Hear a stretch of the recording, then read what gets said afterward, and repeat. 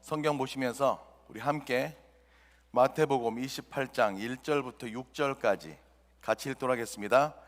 안식일이 다 지나고 안식 후 첫날이 되려는 새벽에 막달라 마리아와 다른 마리아가 무덤을 보려고 갔더니 큰 지진이 나며 주의 천사가 하늘로부터 내려와 돌을 굴려내고 그 위에 앉았는데 그 형상이 번개 같고 그 옷은 눈같이 희건을 지키던 자들이 그를 무서워하여 떨며 죽은 사람과 같이 되었더라. 천사가 여자들에게 말하여 이르되 너희는 무서워하지 말라. 십자가에 못 박히신 예수를 너희가 찾는 줄을 내가 아노라. 그가 여기 계시지 않고 그가 말씀하시던 대로 살아나셨느니라. 와서 그가 누우셨던 곳을 보라. 아멘. 아멘. 기도하고 말씀 듣도록 하겠습니다. 아버지 하나님, 오늘 주님의 부활하심을 찬양하며 모든 영광 우리 주님께 올려드립니다. 오늘 주시는 말씀을 통해 다시 한번 부활의 주님을 우리의 삶 가운데 가슴에 섬기며 모실 수 있도록, 그래서 부활하신 주님을 찬양하며 감사하는 복된 우리 모든 성도들 될 수 있도록 주여 이 시간 인도하여 주시옵소서. 오직 하나님의 말씀만 선포되고 가슴에 새기게 하여 주시옵소서. 예수님의 이름으로 기도드리옵나이다. 아멘. 이 부활의 시간에 다시 한번 여러분 모두에게 하나님의 은혜와 사랑이 넘쳐나게 되시기를 예수님의 이름으로 간절히 축원합니다. 보통 우리가 천국에 가면 3번 놀란다고 합니다. 저 사람은 천국에 절대로 못 갈 사람이야 했는데 와 있는 거 보면서 놀라고요. 둘째는 그 사람은 여기 있어야 되는데 와야 할 사람이 못 와서 또 한번 놀래고요. 마지막으로 나 같은 죄인이 감히 천국에 와 있다니, 나 같은 죄인이 와 있어서 놀랜다고 합니다. 여러분, 신앙생활 하면서 우리에게 천국이 보장되어 있고 천국이 우리에게 약속되어 있다는 것만큼 우리를 힘나게 하는 것이 또 있을까 싶습니다. 지난 성금요일 우리 예배 드리면서 말씀드렸지만 여러분, 저를 포함한 우리 모두는 다 장차 돌아갈 본향이 있습니다. 바로 구원받은 성도들이 가는 곳, 바로 낙원입니다. 그런데 여러분, 그 낙원, 천국 소망보다 더 은혜로 우리에게 다가오는 것이 있습니다. 바로 그것이 우리 주 예수 그리스도의 부활임을 믿는 여러분 되시기를 바랍니다. 여러분, 예수님께서 살아나셨습니다. 여러분, 예수님께서 부활하셨습니다. 여러분, 이 선포 때문에 기독교, 특별히 우리 개신교가 존재할 수 있습니다. 이 외침 때문에 예수님의 부활을 믿는 우리 모두는 힘들어도 어려워도 당당하게 이 미국 땅에서 살아갈 수 있는 이유가 되는 것입니다. 기독교 신앙에서 가장 핵심이 되는 2개의 축이 있는데, 하나는 십자가이고 하나는 부활입니다. 그런데 여러분, 십자가 없는 부활은 의미가 없고요, 부활 없는 십자가는 애잔하기만 합니다. 그래서 이제는 내 안에 내가 사는 것이 아니요 나를 사랑하사 나를 위하여 자기 몸을 버리신 하나님의 아들을 믿는 믿음 안에서 사는 것이 바로 우리들의 삶이 되어야 할 줄 믿는 것입니다. 저는 오늘 그래서 여러분 모두를 이 부활의 장소, 부활의 말씀으로 초대합니다. 오늘 말씀 준비하면서 그렇게 기도했습니다. 하나님, 오늘 우리의 성도들 가운데, 여기 앉아있는 우리 성도들 가운데 삶이 힘들고 답답하고 변화가 필요하고 소망이 필요하신 분들이 계시면 예수님 다시 살아나셨습니다, 이 말 때문에 다시 한번 희망을 갖고 은혜를 덧입는 하나님의 능력을 소유하게 하여 주시옵소서. 이 부활의 능력이 쓰러져가는 우리 성도들을 다시 한번 세우는 새 힘이 되어서 장차 우리에게 나타날 하나님의 영광을 기대하며 주님께 납작 엎드리는 우리 성도들 되게 하여 주시옵소서. 하나님께서 우리의 기도를 응답하여 주실 줄 믿습니다. 자, 한번 말씀 보도록 하겠습니다. 오늘 본문 말씀 보시면 몇 명의 등장인물이 있습니다. 누가 등장하지요? 보시면 막달라 마리아, 그리고 다른 마리아, 그리고 무덤을 지키던 성전 경비병들, 물론 마태복음에는 성전 경비병 나와 있지만 다른 복음서에 보시면 로마 군병들이다 그렇게 말씀하고 있습니다. 근데 여러분, 막달라 마리아, 다른 마리아, 그리고 군인들, 이 전혀 맞지 않을 것 같은 이 구성 속에서도 한 가지 공통점을 찾을 수 있습니다. 그것은 바로 저들이 두려워했다라는 사실입니다. 그러니까 주의 천사가 지진 일으키시면서 2톤이 넘는 무덤 돌문을 굴려냈을 때 4절 말씀 보세요. 그것을 본 지키는 자들이 다들 천사를 무서워하여 떨며 죽은 사람과 같이 되었다라고 기록하고 있습니다. 또 그 같은 장면을 목격한 이 여인들도 얼마나 무서워서 떨었던지 천사가 5절 말씀 보시면 너희는 무서워하지 말라라고 말하고 있는 장면도 보게 됩니다. 그러니까 여인들이나 성전 경비병들, 로마의 군인들 모두가 다 똑같이 하나님 예수님의 부활의 현장 앞에서 벌벌 떠는 무서움을 저들이 경험하게 됐다는 것입니다. 그런데 여러분, 군인들도 무서워하고 여인들도 무서워하고 무서웠다는 것은 차이가 없지만 이 둘 사이의 분명한 차이를 우리가 볼 수 있어야 합니다. 자, 보세요 여러분. 먼저 무덤을 지키던 군인들은 그냥 두려워서 벌벌 떨고 죽은 사람과 같이 되었다만 나와요. 그리고 끝입니다. 물론 말씀 보시면 그 외에 보시면 너희들 이거 본 거 절대 다른 데 이야기하지 마. 그리고 제자들이 와서 예수님 시체를 훔쳐갔다고 그렇게 거짓말로 소문내 돈을 받았다라는 기록이 나오지만 그 이후에 이 군인들이 어떻게 되었다? 아무도 등장하지 않아요. 여기서 끝입니다. 다른 언급이 없어요. 그런데 여러분, 이 무덤을 방문했던 여인들은 달라요. 여러분 8절 말씀 보세요. 8절 말씀 보시면 무서움은 있었지만 그 다음에 뭐가 있습니까? 큰 기쁨이 있어요. 무서워서 끝난 것이 아니라 큰 기쁨으로 말미암아서 저들이 다른 액션을 취하고 있음을 우리가 보게 되는 것입니다. 기쁨을 만끽하면서 무덤을 떠나서 제자들에게 예수님 살아나셨습니다, 이 기쁜 소식을 전하기 위해서 다름질하고 있는 여인들의 모습을 우리가 보게 되는 것입니다. 저는 여러분, 이것이 예수 믿는 사람과 예수 믿지 않는 사람들의 차이라고 저는 믿습니다. 살면서 보면 물론 예수 믿는 사람이나 예수 믿지 않는 사람이나 똑같은 어떤 상황을 접하게 되었을 때에 그 상황 때문에 절망하기도 하고 두려워하기도 하고 전전긍긍하는 삶을 살기도 합니다. 예외가 없어요. 왜냐하면 여전히 세상은 무섭고 두렵거든요. 그리고 우리 모두는 웬만하면 편안한 삶, 웬만하면 좋은 삶을 살기를 원해요. 늘 기쁜 마음으로 감사하며 행복하기를 원합니다. 그런데 여러분, 그런 우리들의 모습이 있음에도 불구하고 저들 세상 사람들과 우리들이 구별되는 한 가지 모습이 있다는 거예요. 고난이 오면 힘들어요. 점점 지쳐가요. 어느 때가 되면 다 포기하고 싶은 생각 드는 것도 다 똑같은 사람들의 모습입니다. 그런데 여러분, 우리 예수 믿는 사람들은 포기하고 싶을 때 그때 예수 믿는 진가가 발휘되는 거예요. 힘들 수는 있지만 주저앉지 않습니다. 포기하지 않아요. 죽을 사람처럼 축 처질 수는 있지만 우리는 죽지 않습니다. 여러분, 그래서 우리 크리스찬들을 오뚜기라고 표현하는 이유가 바로 그것입니다. 세상 사람들 다 망해서 힘들어서 죽겠다, 못 살겠다, 더 소망 없다 하지만 그럼에도 불구하고 우리는 그런 두려움 가운데서도 우리는 하나님께서 우리 주시는 큰 기쁨으로 말미암아서 다시 한번 그 자리에서 분연히 일어나서 하나님께 소망을 두고 다시 한번 우리의 삶의 길을 걸어갈 수 있다는 것입니다. 사랑하는 성도 여러분, 우리 예수 믿는 우리 성도들은 포기하는 사람이 아니라 다시 한번 힘내서 일어나는 성도라는 사실을 기억하는 이 시간 되기를 축복합니다.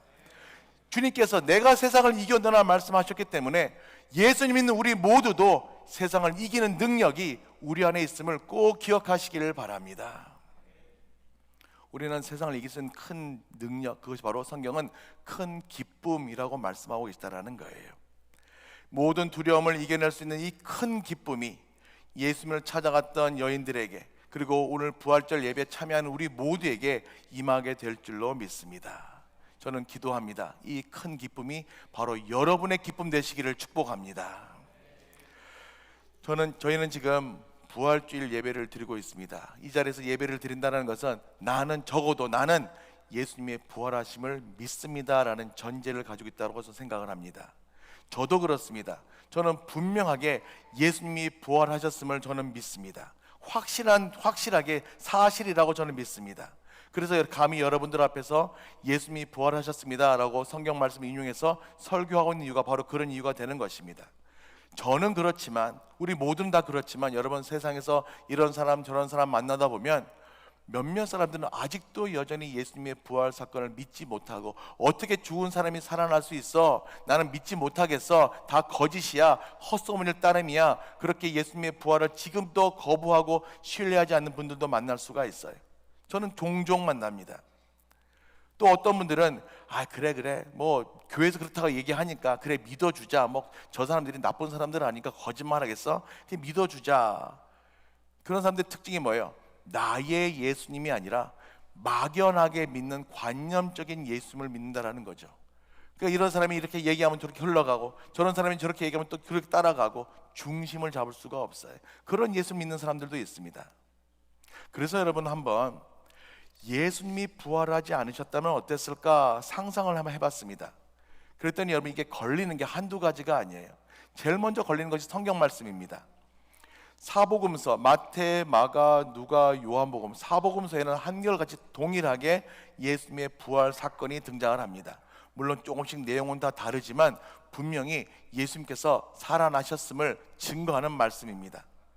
그러니까 여러분 그렇게 말씀이 있다는 것은 뭘 의미합니까? 당시에 제자들 외에 예수님이 살아나셨다는 것을 눈으로 목도한 증인들이 많이 있다라는 것입니다.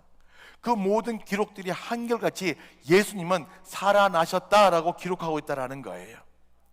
여러분, 한 사람이 여러 사람 속이는 거 쉽습니다. 여러 사람이 한 사람 속이는 거 어렵지 않습니다. 그런데 여러분, 여러 사람이 오랜 기간 동안 여러 사람을 속인다? 이건 불가능해요. 그래서 여러분 우리는 믿는 것입니다. 예수님이 부활하신 거, 그거 진짜구나 라는 것을 믿는 것이죠. 둘째로는 예수님의 제자들입니다. 우리 아까 영상도 봤지만 예수님께서 십자가에 달리셨을 때만 해도 저들은 두려워했고, 걸음아 날 살려라 다 예수님 떠나서 뿔뿔이 흩었던 저들이 바로 예수님의 제자들이었습니다. 요한 외에 모든 다른 제자들은 두려움과 공포 때문에 벌벌 떨면서 다 십자가 현장에서 도망갔다라는 거예요. 심지어 예수님의 수제자였던 베드로는 예수님을 그 자리에서 3번이나 부인하면서 나는 저 사람을 저런 사람 도무지 알지 못한다 배신했던 사람이었습니다. 그런데 그런 저들이 예수님, 특별히 부활하신 예수님을 만나면서 저들의 인생이 확 바뀌어지게 된 거예요. 이제까지는 내 자신이 중요했고 내 목숨, 내 것이 중요했는데 부활하신 예수님을 만나면서 저들의 삶이 완전히 totally change, 변하게 되었다는 것입니다. 그런 저들이 초대교회 수장이 되었고, 나중에 보면 요한을 제외한 모든 제자들이 순교라는 거룩한 은혜를 저들이 경험하게 된다는 것입니다. 여러분, 무엇이 이렇게 제자들을 도망자에서 복음 전파자로, 겁쟁이에서 순교자로 변화시키게 되었을까요? 여러분, 다른 이유가 없습니다. 저들이 바로 예수님의 부활을 경험했기 때문입니다. 봤거든요. 분명히 십자가 달려 죽었다 확인했는데, 그런 돌아가셨던 예수님이 살아서 걔들과 함께 식사하시면서 여전히 사랑하라고, 여전히 용서한다고 말씀 전하신 예수님을 만났거든요. 그렇구나. 말씀하신 대로 사흘 만에 다시 살아나셨구나. 나도 그 예수님을 내 마음에 모시면, 예수님과 함께 있으면 죽음도 이겨낼 수 있겠구나. 이런 죽음을 이기신 예수님의 능력 앞에서 저들은 그 예수를 믿는 성도인 까닭에 담대할 수밖에 없다는 것입니다. 여러분, 이것이 바로 부활의 능력이 됩니다. 세상 사람들을 향해서 어떤 상황에서도 나는 예수 믿는 크리스찬입니다 고백할 수 있는 용기, 바로 그것이 부활을 믿는 성도의 특권이라는 사실을 기억하는 여러분 되시길 바랍니다. 그리고 세 번째가 바로 사도 바울의 변화입니다. 여러분, 사도 바울이 회심하기 전에 그는 사울이라는 이름을 가진 사람이었습니다. 바리새인이었고 예수 믿는 사람들을 잡으려고 온 동네 전 세계를 돌아다니던 그런 사람이었습니다. 우리가 잘 알고 있는 바와 같이 이 사울 때에 예수님을 전하던 스데반을 돌로 때려 죽였던 사람이 바로 사울이라는 이 사람이었습니다. 그런데 어느 날 다메섹 도상으로 여전히 예수 믿는 사람 잡아서 감옥에 가두려고 다메섹 도상을 내려가다가 누굴 만나게 돼요? 예수님을 만나게 돼요. 그때부터 그가 인생이 변화되면서 예수 믿는 사람을 잡아서 감옥에 넣고 죽이던 그런 사람이 목숨 걸고 예수를 전하는 전도자로 삶이 바뀌게 됩니다. 그리고 전승에 의하면 그도 나중에 순교하였다라고 전해지고 있죠. 여러분, 이것을 어떻게 설명할 수 있냐라는 거예요. 결국 보면 제자들이나 사도 바울이나 저들의 삶에 급격한 변화가 있었다는 것은 뭔가 특별한 일이 있었다는 것을 가정하게 되고요. 바로 그 뭔가 특별한 일이 바로 우리 주 예수 그리스도의 부활하심 이 외에는 달리 설명할 길이 없게 되는 것입니다. 그래서 여러분, 예수님의 부활을 믿는 사람들은, 바로 여러분들은 상식으로 세상적 가치관으로 사는 사람들이 아니라 은혜로, 믿음으로, 하나님의 능력으로 사는 여러분 모두가 되시기를 축복합니다. 신앙생활은 여러분, 내가 하는 것이 아닙니다. 물론 여러분들 내가 운전하고 여기까지 내가 신앙생활 하는 거지 누가 신앙생활 하는 거야 할 수 있겠지만, 여러분, 내가 하고 싶어서 하는 것이 신앙생활이 아니라는 것입니다. 여러분, 우리가 누리고 있는 구원의 조건이 뭔지 아세요? 우리는 때로는 내가 교회에서 신앙생활 하니까 교회를 위해서 뭔가를 해야만 천국에 간다라고 생각하지만 그게 아니라 하나님께서 이미 여러분들을 위해 해놓으신 그 모든 사역들, 그 모든 일들을 내가 다만 믿어드리는 거. 예수님께서 내 죄 때문에 대신 십자가 달려 대신 십자가 형벌을 받으셨구나, 나를 위해 이미 행하셨던 모든 하나님의 사역들을 믿어드리는 것, 여러분, 이것이 바로 구원의 조건이라는 것을 꼭 기억하시길 바랍니다. 그래서 우리는 하나님을 경외할 수 있는 거예요. 그래서 우리는 예수님을 경외함으로 나아가는 것입니다. 그래서 우리는 찬송합니다. 세월 지나갈수록 의지할 것뿐일세, 무슨 일을 만나도 예수 의지합니다. 여러분, 이 찬양의 고백이 여러분들 고백되시기를 바랍니다. 예수님의 부활을 믿는 사람은 힘들어도 힘들지 않습니다. 어려워도 어렵지 않습니다. 항상 어떤 자리에서도 웃을 수 있고 최후 승리를 얻을 수 있는 하나님의 은혜와 능력을 경험하게 될 줄로 믿습니다. 사랑하는 성도 여러분, 오늘 부활절 예배를 시작으로 다시 한번 여러분들의 믿음을, 여러분의 신앙생활을 새롭게 정리하면서 성숙한 성도의 삶을 시작하는 여러분 모두가 되시기를 축복합니다. 이제까지는 세상과 타협하기도 하고 다른 사람을 속이기도 하고 세상 풍조에 물들어서 이렇게 저렇게 살아왔겠지만, 여러분, 오늘부터라도 다시 한번 부활하신 예수님 붙잡고 성도의, 하나님께서 핏값으로 우리의 사신 성도의 삶을 다시 한번 시작해보자라는 것입니다. 우리 인생 가운데 남아있는 모든 시간들, 모든 신앙의 모습에서 다른 것에 한눈 팔지 말고 오직 예수, only Jesus Christ, 오직 예수님께 집중하는 삶을 살아서 우리의 영과 혼이 새롭게 되는 이 부활의 시간에 더욱더 예수님의 부활에 동참할 수 있는 여러분 모두가 되시기를 예수님의 이름으로 간절히 축원합니다. 기도하겠습니다. 아버지 하나님, 우리 사랑하는 성도들 마음속에 숨어있는 부활신앙, 십자가 신앙이 오늘 회복되어 세상 사람들에게 보여지게 하시고 부활하신 예수님을 제대로 인식하여 겸손함과 낮아짐으로 세상을 향해 나아갈 때에 기도와 말씀이 뜨겁게 살아 역사하시는 우리 주님의 교회 될 수 있도록 주여 허락하시고 인도하여 주시옵소서. 주께 모든 것을 맡깁니다. 인도하심을 찬양합니다.